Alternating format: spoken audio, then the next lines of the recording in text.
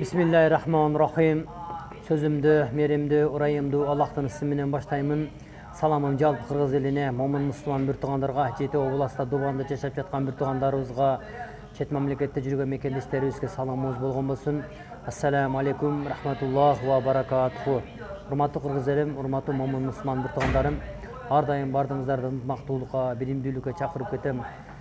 Жогорку элдик көзөмөл өз кызматтарын аткарып атат, урматтуу бир туугандарым.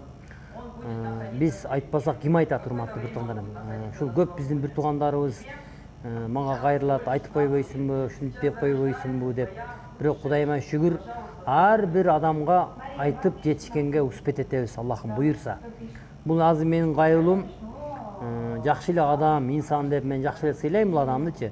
Нурлан Мотиевке. Урматтуу Нурлан, менден чоңсуңбу, кичинекейсиңби билбейм, бирок сизди братан деп коерейин, менден чоң болсоңуз керек.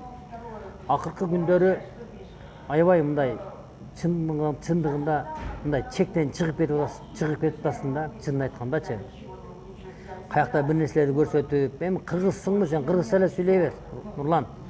Баягы дос күйдүрүп айтат, душман сүйдүрүп айтат дейт. Экөөбүз бакайлар менен жүргөндө экөөбүз Кулибада отуруп бир эфир кылганбыз. Бирок мындай сенин көрүнүшүңдө отурганыңда аябай мен сени сыйлачумун. Негизи бүгүнкү күндө инстаграмдарда ушундай бир адепсиз сөздөрдү сүйлөп, оозуңан жаман сөздөр ham чыгып кетип.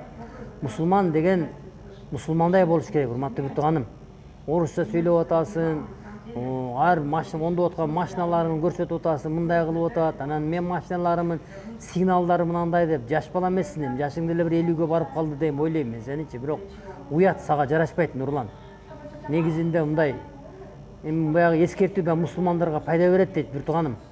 Же өзүңдү атайлап ушинтип атайлап сүйлөйсүңбү, же адамдарды шылыңдап сүйлөйсүңбү, мен түшүнбөйм Нурлан сагачы. Экөөбүз жолукканда, экөөбүз жакшы эле отуруп, мен сага бир 10 жолу сүйлөсөм, сен бир жолу сүйлөп койчу элең.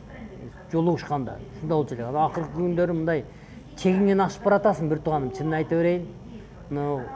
Кыргыз элинин ушундай болуп турган маалда Кыргыз элине мындай кээ бирлерде туура эмес сүйлөп коюп атасың. Кээ бир сөздөрүң туура, мен кээ бир сөздөрүңдү колдойм, бирок ашыгым менен болуп атасың бир тууганым. Ошон үчүн мен сенден суранам, өзүңө келип сүйлөсөң ham ойлонуп сүйлө бир тууганым. Эртең ошо өзүңө сүйлөгөн сөзүң өзүңө душман болуп калбасын.